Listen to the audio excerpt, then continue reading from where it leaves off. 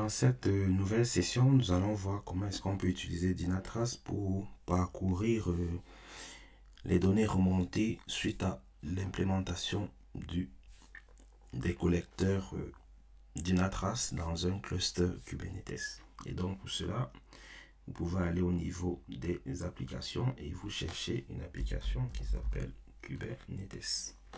Donc il y a Kubernetes, c'est celle qu'on va voir tout de suite là. Et puis plus tard, lorsqu'on verra le concept de workload, on verra comment est-ce qu'on peut utiliser au niveau Kubernetes.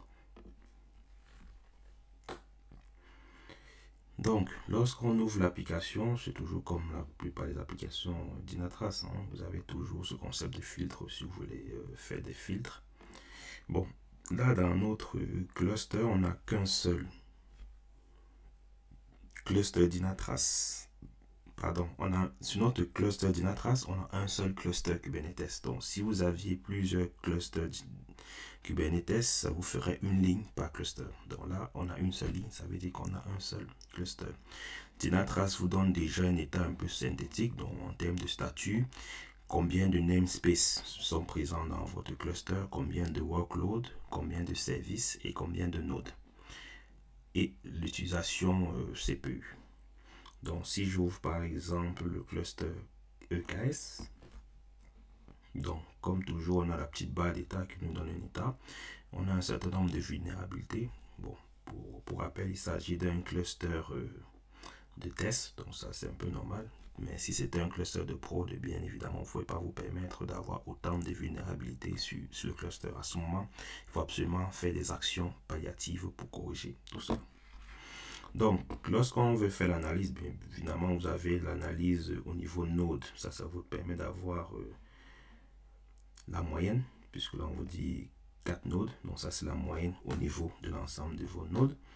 Et puis, lorsqu'on descend un peu plus bas, on se retrouve maintenant avec l'ensemble des nodes qui constituent votre cluster. Donc, on en a 4 et puis on vous indique l'utilisation CPU et mémoire pour l'ensemble des 4 nodes. Donc, bien évidemment, vous pouvez aller voir les détails graphiques si vous souhaitez voir en plus de l'affichage moyenne instantanée. Quand vous continuez à descendre un peu plus bas, vous pouvez retrouver l'ensemble de vos namespaces présents sur Dynatrace. Si vous vous souvenez, en tout début de formation, on a parlé des différentes manières de déployer la collecte au sein d'un cluster Dynatrace. Donc, lorsque au niveau de l'application Kubernetes, vous avez les données qui remontent comme ça veut dire que vous êtes dans une des méthodes les plus optimum. Donc, bien évidemment, pour rappel, ces méthodes nécessitaient la présence d'un opérateur Dynatrace. Ça nécessitait la présence d'un nœud Wanajan pour récupérer les métriques de chacun de vos nœuds. Et ça, donc, il y a un certain nombre d'éléments qu'il faut déployer pour être dans la collecte la plus optimum.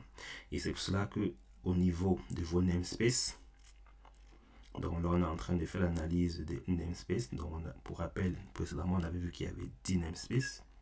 Donc on va choisir comme exemple le namespace Dynatrace. Donc désormais on est dans l'application Kubernetes, on est dans le cluster EKS et on est entré dans l'ensemble de nos namespaces et on a choisi le namespace qui s'appelle Dynatrace. C'est comme ça qu'on peut lire cette barre. Donc quand vous entrez dans le namespace et donc du coup à ce niveau vous entrez dans l'analyse des ressources. Donc à ce niveau il a 4 workloads. Et donc les 4 workloads sont là. Vous retrouvez bien notre opérateur Dynatrace qui va permettre de faire une collecte optimale. Vous avez le Dynatrace Webhook qui va permettre de faire les injections des requêtes en format webhook.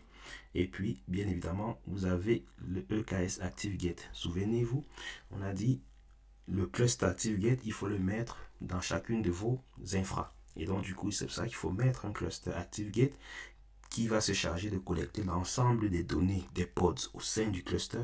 Ça vous permet d'avoir une seule ouverture de flux. Ça vous permet d'améliorer la sécurité, bien évidemment. Et bien évidemment, il faut collecter les données sur chacun de vos nodes. C'est pour cela qu'on a besoin aussi d'un Wanajan d'installer. Et donc, pour chacun de vos workloads, vous pouvez décider d'ouvrir les paramètres pour voir un peu au niveau de sa consommation. Et à côté, vous avez les différents services qui tournent au sein de votre namespace.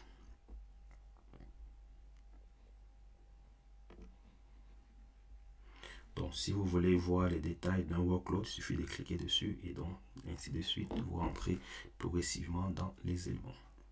Donc, quand vous rentrez dans le workload, vous rentrez dans la section pods. Et donc, dans les pods, au niveau de l'opérateur, on a un pod qui porte notre opérateur Dynatrace.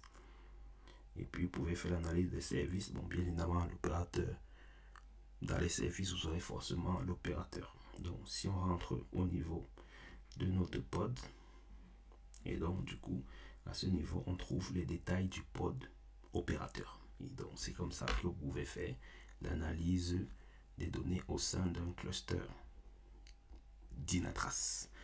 D'un cluster Kubernetes, pardon, au sein de Dynatrace.